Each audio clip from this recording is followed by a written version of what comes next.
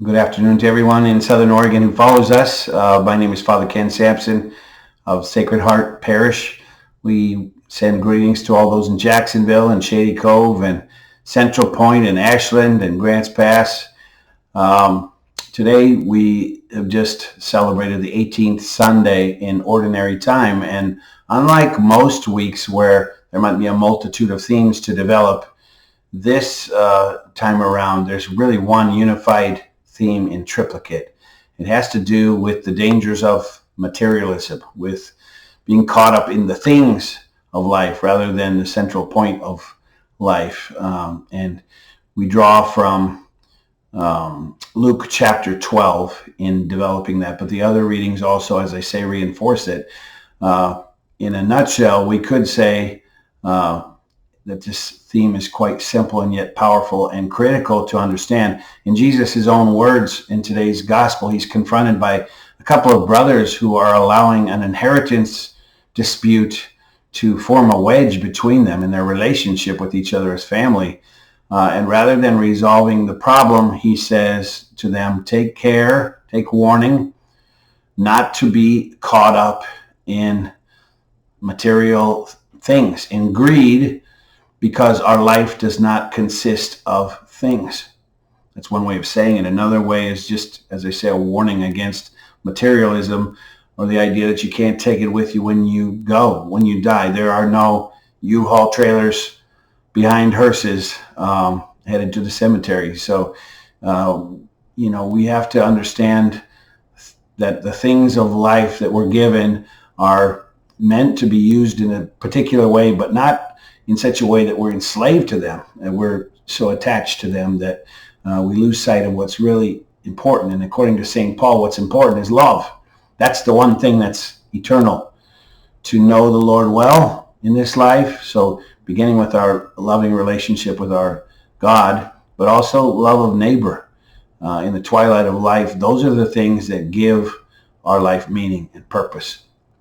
So let's just take a review real quickly of the readings that we have today. The first reading comes from Ecclesiastes, and it features a character named Koheleth. It's very evident from the details provided in the story that Koheleth is an extremely wealthy man. In fact, most biblical scholars think that Koheleth is a pen name for King Solomon, actually. We tend to think of Solomon as a king associated with wisdom. That's because in his youth, his father David urged him to pray for wisdom from God rather than power or might or any other thing. And for that, God blessed him. But we know that he drifted from that in later years. He accumulated so much wealth and was pulled into the worship of other idols, pagan religions. Ultimately, I think in his later life, he was a fool. So it's perhaps the case that this Koheleth is that one and the same guy. It seems Koheleth is in the final years of his life, and he's looking back and first describing his material wealth as though that were his autobiography. That was the central identity of who he was.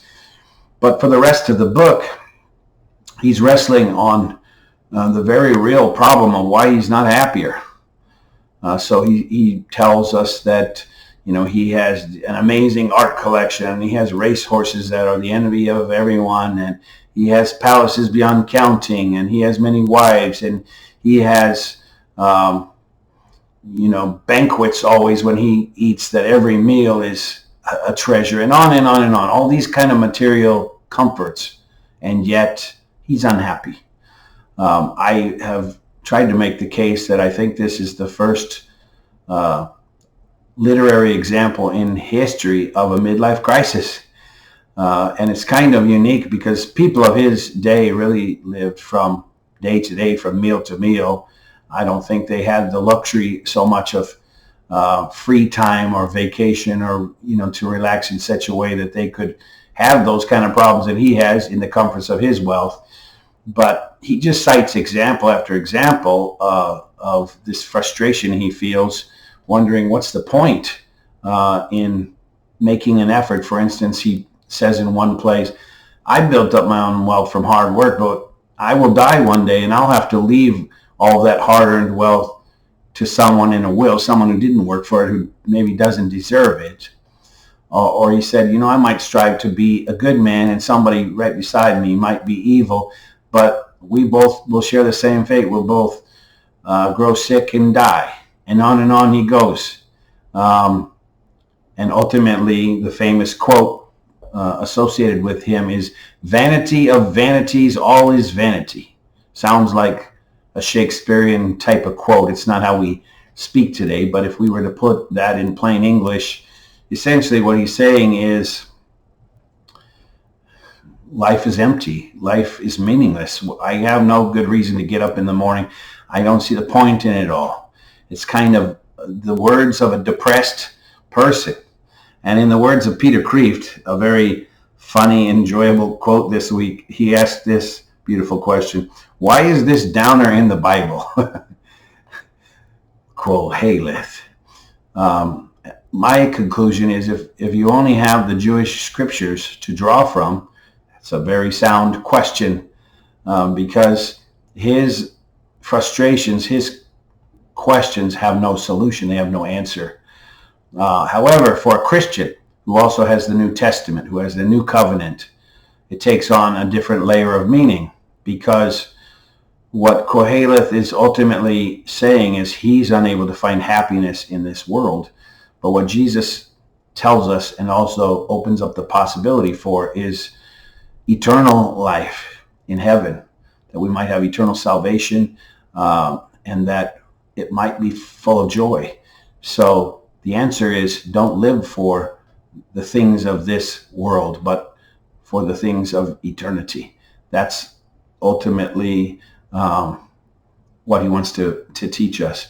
When I think of Koheleth, I tried to share with our congregation a few other examples from my own life that put it into context. One of the ones I thought of was, before I was a priest, I worked in sales for quite a number of years, and I used to go to these national sales conferences.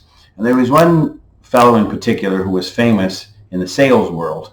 He was a multimillionaire, extremely successful materially, but he learned a hard lesson that late in life he found himself kind of like Koheleth, in that same state of mind. So he agreed with the folks who put on these conferences that he would come and speak for free. He wouldn't take a fee if they would allow him to speak on faith. He was in his 80s by then. And I remember one of the lines that he shared with us, that he had spent his entire life climbing the ladder of success, only to find that when he reached the top and finally he had a chance to take a look around to enjoy the view, he discovered to his shock that his ladder was leaning against the wrong building. I think of that in terms of kind of a cartoon image of a ladder that's finally peeking out above the clouds, leaning against the top of a skyscraper, and he's looking across the way and noticing in the distance the building he's actually would like to be leaning against, and realizing his priorities were all wrong. So he spent, as far as I know, his entire 80s trying to teach younger salespeople to get that priority corrected while they were still young in life. It's important to take to heart. I also remember, for some odd reason, a memory came to me when I was visiting Malaysia. I had a chance to take a tour of this palace, and I want to emphasize it was a palace, not the palace. It was owned by a local powerful sultan, his royal family, and I think they probably would have classified it as a hunting lodge of sorts. But I remember going into it,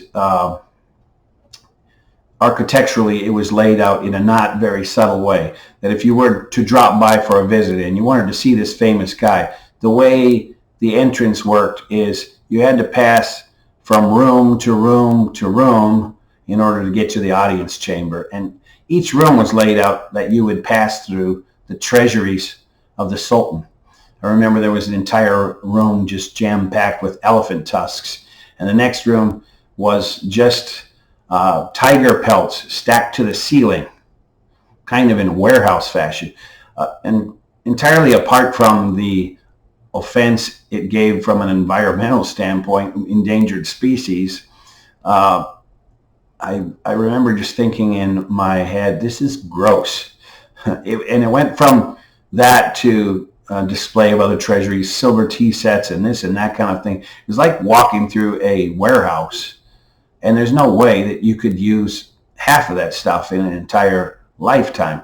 But it's really clear that there was a not so subtle message that the owner of the place was hoping to convey, that after seeing all this wealth, you would finally arrive in the audience chamber in awe of him, or perhaps jealous of his riches. I didn't feel any of that. What I felt was a sadness, because it seemed to me that this person was showing to you really the sum, the whole measure of their life as they saw it. It was measured in the accumulation of things. It's such an empty, sad thing to consider there. I also recall one other final example, and this is from cinema. Maybe some of you have seen this movie. It's a historic drama, but it's about the Getty family, John Paul Getty, who at one time was the richest man on earth. And the title of the film was All the Money in the World. The feature plot of the story is John Paul Getty, though he was extremely wealthy, he was extremely selfish. He was stingy, penny pincher. He wouldn't even share his wealth with his family. One of the details of the story that most lodged into my memory was a historic fact. He had a payphone installed in the entryway of his home. He wouldn't let guests at his house use his own phone to run up the phone bill a couple pennies. He made them put coins in the payphone to make calls out, to call a taxi or whatever. It's so sad to think of that. But one particular grandson, in an attempt to get some money out of his grandfather, I think plotted with some criminals to pose as a hostage, that he was kidnapped and they were asking for ransom. And John Paul Getty, his response was, go ahead and kill him. I'm not giving you my money. I don't care. If I start doling out ransom, then all my family will be kidnapped eventually, and you'll just sap me of my wealth. So he was just bitter and so attached to things that sadly the epilogue of his life is he died friendless. He died having alienated all the members of his family, all the relationships that might have potentially mattered. For him, it was nothing. He was surrounded by the things that he cherished, and that's how he died. And he didn't even leave that wealth to his family after his death. He insisted that it be kept together as a museum. That's why we have the Getty Museums today. Jesus in the gospel today is trying to spare us that kind of a tragedy.